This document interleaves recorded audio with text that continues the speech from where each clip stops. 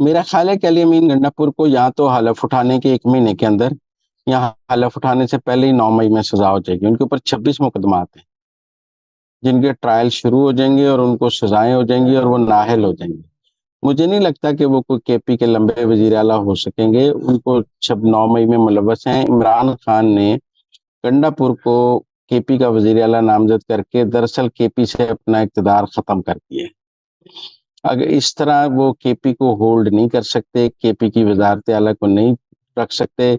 मुझे लगता है अव्वल तो गंडापुर बन नहीं पाएंगे, और अगर बन गए तो 1 डेढ़ महीने से अंदर अंदर सजा हो जाएगी और वो जेल चली जाएंगे, और वहाँ एक नया सियासी बहरान पैदा हो जाएगा। जो आज खबरें ये भी आई हैं कि रियासत ने फैसला किया है कि केपी में बड़ी धांधली हुई है, लिहाजा केपी के धांधली की तहकीकात की जाए।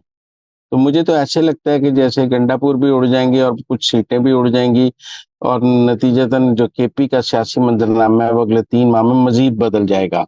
गंडापुर की नामजदगी से इमरान खान ने जिस तरह देखिए, मरकज में इमरान खान बेहतरीन गेम कर सकते थे अगर वो बिलावल को वजीर आजम के लिए हिमायत का ऐलान कर देते, तो नून लीग आउट हो जाती।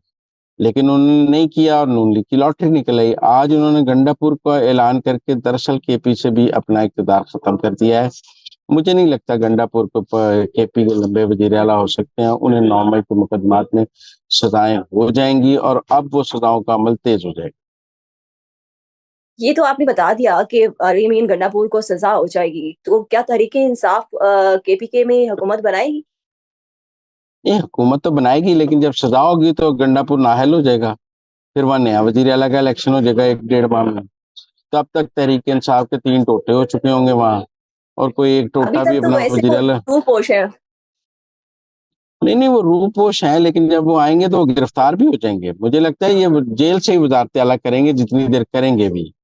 इनको अगर जमानत मिल भी गई तो सजा हो जाएगी। उनके मुकदमात केपी से पंजाब में या मरकज में मुंतकिल हो जाएंगे, और उनके जैसे मुराद अली शाह के मुकदमात इस्लामाबाद मुंतकिल हो गए थे जब वो वजीर आला थे, इसी हम्म। तरह अली अमीन गंडापुर के मुकदमात भी केपी से मरकज में इस्लामाबाद मुंतकिल हो जाएंगे, और वहां उनको सजाएं हो जाएंगी और वो मुझे लगता है वहीं से गिरफ्तार हो जाएंगे।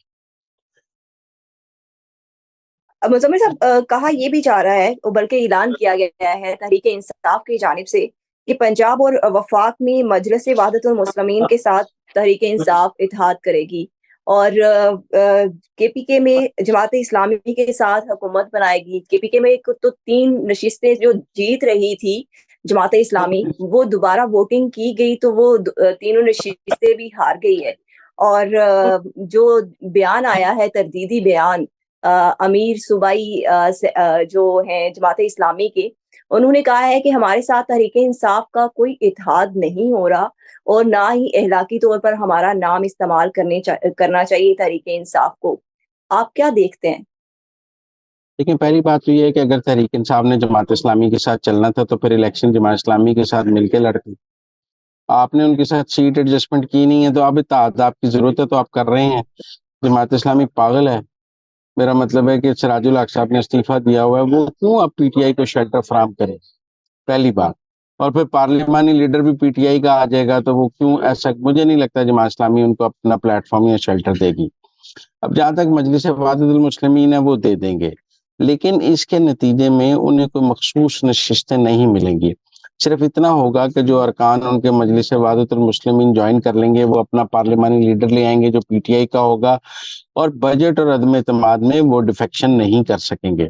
तो अरकान को होल्ड करने के लिए तो ये एक पॉलिसी हो सकती है, लेकिन मखसूस नशिस्तें नहीं मिलेंगी, क्योंकि मजलिस वहदतुल मुस्लिमीन ने मखसूस नशिस्तों की लिस्ट ही जारी नहीं की हुई इलेक्शन कमीशन में दी हुई, और मैंने चेक किया इलेक्शन कमीशन से, वहां कोई नई लिस्ट दी ही नहीं जा सकती। लिहाजा ये नुकसान हो गया है मखसूस नशिस्तों वाला। अलबत्ता आगे उनको होल्ड करने के लिए ये एक स्ट्रेटेजी हो सकती है। मुजम्मिल साहब, कल आपने अंदर की बात बताई थी कि इमरान खान से कोई मुज़ाकरात नहीं हो रहे। आज सहाफ़ियों में इमरान खान ने बताया है कि उनके साथ किसी ने कोई मुज़ाकरात करने की कोशिश नहीं की। मगर ये बताएं कि साहिर शमशाद का नाम मुज़ाकरात के लिए बार-बार क्यों सामने आ रहा है? देखें, ये जनरल साहिर शमशाद का नाम पीटीआई की ट्रोल ब्रिगेड रोजाना इस्तेमाल कर रही है, और कभी के जी वो अडयाला चले गए, कभी ये कि वो इमरान खान के लिए काम कर रहे हैं, कभी कहते हैं जी जनरल साहिर शमशाद तासिम मुनीर के खिलाफ ये कर देंगे। कभी कुछ, ये जनरल साहिर शमशाद को जनरल फैज की तरह मुतनाज़ बना रहे हैं।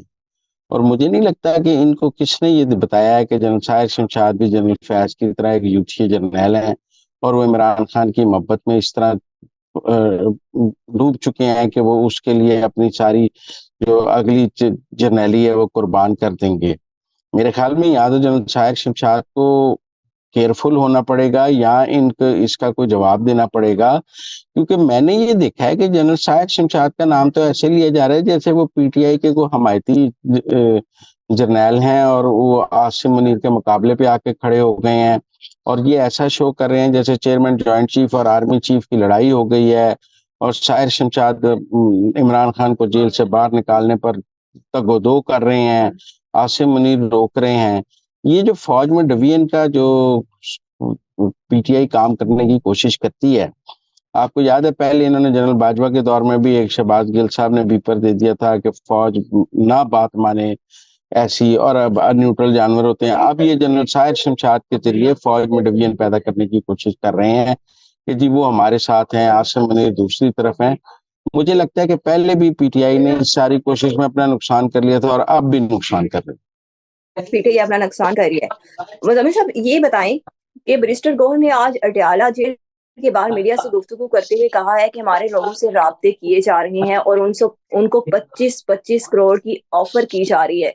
क्या ऐसा हो रहा है? कोई ऑफर्स हो रही है आजाद उम्मीदवारों को तहरीके इंसाफ में जो हमायत याफ्ता है? वसीम कादर साहब कहते हैं मैंने 13 करोड़ रुपए में इमरान खान से टिकट लिया था। पहले इसका जवाब दे दें बैरिस्टर गौर साहब कि वसीम कादर कहते हैं कि मैंने टिकट लेने के लिए इमरान खान को 13 करोड़ रुपए दिए थे।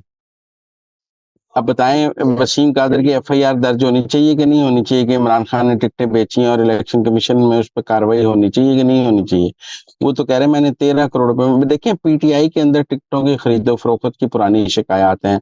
वो साकिब निसार वाली ऑडियो मौजूद है और एजाज चौधरी वाली ऑडियो मौजूद है कि पीटीआई में टिकटों की खरीदो फरोख्त। इस बार भी लोगों ने कहा जाता है कि हाफिज फरद को पैसे दिए टिकटें लेने के लिए और इमरान खान साहब ने जेल से हाफिज फरद की ड्यूटी लगाई हुई थी कि जिसको टिकटें देनी है उनसे चंदा लो, उनसे पैसे लो। तो ये जो पैसे टिकटों के इस बार भी इकट्ठे किए हैं, तहकीकात तो उसकी होनी चाहिए और बैरिस्टर गौहर साहब को पीटीआई में तहकीकात करानी चाहिए कि 2024 के इंतखाबात में पीटीआई की टिकटें किसने फरोख्त की हैं और पैसे इकट्ठे होकर कहाँ गए हैं, क्योंकि जिम्मेदार तो अब बैरिस्टर गौहर हैं। जो अब वसीम कादर कह रहे हैं मैंने 13 करोड़ की टिकट खरीदी है, तो ये 13 करोड़ रुपए का जवाब बैरिस्टर गौहर ने देना है कि नहीं देना? आप कह रहे हैं कि ऐसी कोई ऑफर्स नहीं हो रही? मुझे लग रहा है कि पीटीआई ने टिकटें बेची हैं पैसे देकर, उसकी तहकीकात हो जाएंगी। इसमें ये जितना पंडोरा बॉक्स खुलेगा इसमें पीटीआई खुद फंसती जाएगी। Thank you so much Muzammil साहब कि आपने हमें अंदर की खबरों से बाखबर किया। इसके साथ ही मुझे और मुजम्मिल साहब को इजाजत दें। अल्लाह हाफिज।